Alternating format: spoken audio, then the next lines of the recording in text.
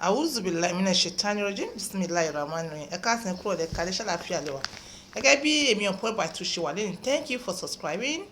May God continue to bless you. Ẹ̀yin tẹ́ ti subscribe, mo fi àkókò yìí tún sọ pé thank you so much. Ẹ̀yin tẹ́ ti subscribe, thank you so much. Ẹ̀yin tẹ́ ti subscribe, ẹ jọ̀ọ́ ẹ bá mi subscribe and may God continue to bless you. Ẹ̀yin obìnrin ẹ mọ́ rejoice. Ṣé ẹ mọ̀ pé a ti ń sọ̀rọ̀ ṣúgà pé bó ṣe ń affect àwọn ọkùnrin? Ẹ̀yin obìnrin ẹ̀yin ẹ̀ ń rejoice pé ẹ lè mu ṣúgà, ẹ lè mọ jẹ sugary things rárá. Ó ń affect obìnrin náà o. In fact ó ń affect obìnrin jù. Tí abẹ́ ṣóyẹ yín, abẹ́ tó ní ọ̀dọ̀ tí ó ń rún fíṣì, ṣúgà, sugary tí tẹ́ ń jẹ jù ó wà lára àwọn nǹkan tó ń kọ̀ sí kínní.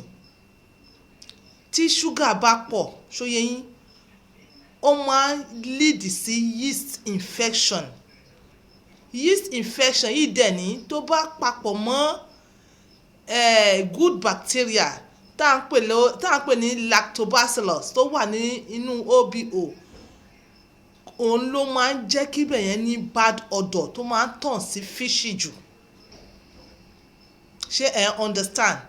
Ìwọ tó bá ní yeast infection tó ń try láti pa tó dẹ̀ ń lo ṣúgà kò ní lọ bọ̀rọ̀ o, kò ní lọ bọ̀rọ̀. Ẹ ti gbọ́n lẹ́lẹ́ bíbá ẹ̀ wọ́n sọ wípé yogurt ti dáa, bẹ́ẹ̀ yogurt tó dáa ó ní plain yogurt, kò kí ń ṣe yogurt tó ní wà sugary. Ẹ ní láti sá fún nǹkan tó bá wà sugary jù. Tí ẹ bá ń lo antibiotics tẹ́ ń lo nǹkan tó wà sugary, ó máa slow iṣẹ́ yẹn down. Bí ẹni pé bí àwọn ọkùnrin náà ṣe ń lo, àwọn ọkùnrin tó ń lo maybe a kind of iṣẹ́ tá à ń ṣe yìí tẹ́ wá ń sábà lo full fat, ó máa slow iṣẹ́ yẹn jù. Ṣóyẹ yín? So bẹ́ẹ̀ náà lọ̀rọ̀ ṣúgà náà ṣe rí. Ṣé ẹ rí ṣúgà? Tí ẹ bá dẹ̀ ń ṣe nǹkan oṣù, ìwọ tó bá ń ṣe nǹkan oṣù tó bá fẹ́ kí nǹkan oṣù ẹ rush gidi gan, ìwọ ṣáà ti mu something sugary, ó máa fún ní pumping gidi gan. Wàá kàn mọ́ gbọ́ tutu ṣúgà ló ń jẹ́ bẹ́ẹ̀, ó máa rush. Then lẹ́yìn ìgbà yẹn ọ̀dọ̀ yẹn kò ní tètè kúrò. Tí ẹ bá ṣe nǹkan oṣù tán yẹn torí ṣúgà àjẹjù kò ní jẹ́ kí ọ̀dọ̀ yẹn tètè kúrò. Ṣóyẹ yín? Then nítorí ṣúgà àjẹjù náà ó máa jẹ́ kí kinní yẹn kó tún rùn jù. Tó bá ń ṣe kó tó bá ń jẹ ṣúgà ó máa jẹ́ kó rùn jù, ó máa jẹ́ kó wà slippery. Ṣóyẹ yín? Ó máa jẹ́ kó rush. Then kò ní jẹ́ kí bẹ́ẹ̀ tètè dá.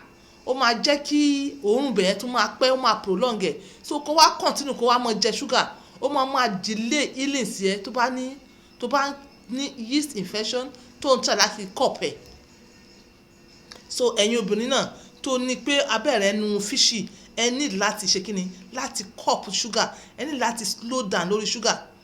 A ti sọ nílẹ̀ẹ́lẹ̀ bíbá àwọn nǹkan tó dáa tó yẹ kóbìnrin máa jẹ in case gbogbo obìnrin gan ni bẹ̀wọ̀ tó bá fẹ́ kí ọ bad odor tó ń wá láti OBO rẹ, o ní láti include irú àwọn kíní.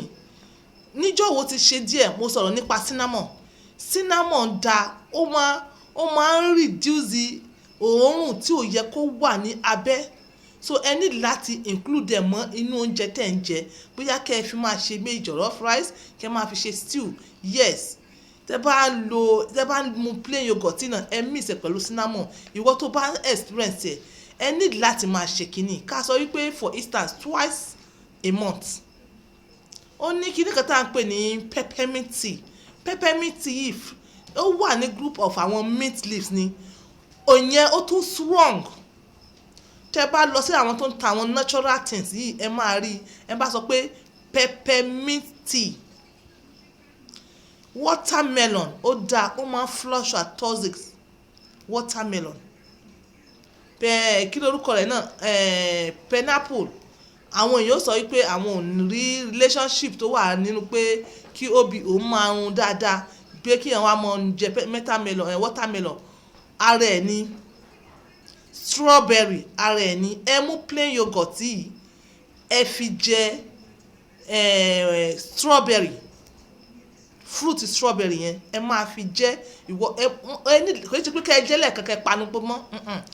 ìwọ tó bá rí pé kò sí kankan tó ṣe é, mo ti sọ nílẹ̀ pé tí abẹ́rẹ́ bá ń rùn tó bá ń rùn jù tá a rí kankan ṣe bóyá lọ spiritual ọ̀tọ̀ nìyẹn.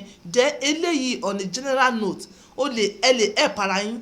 ìwọ obìnrin náà tó jẹ́ pé kò sí kankan tó ṣe é, ó fẹ́ ní lifestyle pẹ̀lú ọkọ ẹ̀, include àwọn kìíní pẹ̀lú ara ẹ̀, include yogurt ó ní probiotics properties tó jẹ́ pé life microorganism tó ń deal tó dáa fún àti kíìlì gbogbo nǹkan tí ò dá lára. ṣé mọ̀ pé yogurt wọ́n ṣe fermented ni, anything fermented ó ní probiotics properties tó dáa fún health, tó dáa fún gut èèyàn, especially tó bá ní sugar. so ìwọ tó bá fẹ́ take care ọ̀dọ̀ rẹ o need láti cut down on sugar. ẹ sọ pé ẹ ń lo antibiotics kò ṣiṣẹ́, ẹ ń lo àwọn oògùn míì kò ṣiṣẹ́, ẹ fẹ́ pa yeast infection kò ṣiṣẹ́, definitely kí ni báwo ni sugar yẹn ṣe jẹ́. ẹni scratching lábẹ́ ẹ ń lo sugar kò ní tètè ṣiṣẹ́. ẹni scratching sìn ẹ fẹ́ pa scratching yẹn ẹ dẹ̀ ń lo lot of sugar ó máa slow down iṣẹ́ irú àwọn antibiotics yìí ni. mo believe pé you understand me. so ìwọ tó bá ní ọ̀dọ̀ tó ń tẹ́ láti cup ẹ̀ tó dẹ̀ ń lo sugar cut ẹ̀ dà, òun wọn ní yogurt dà, òun rẹ̀ mú sugar ó ní láti cut ẹ̀. ó máa ń jẹ́ kí abẹ́ rùn ni, ó máa ń jẹ́ kí ìkòsùn rùn ni, ó máa ń jẹ́ kí ìkòsùn wà watery, ó tún máa ń jẹ́ kí ìkùn gan dùnyàn jù ní sugar. so sugar both ways kò dáa fún ọkùnrin àti obìnrin. ẹ ní láti slow down kẹ́ minimize ẹ̀, ṣé ẹ minimize ẹ̀ seriously.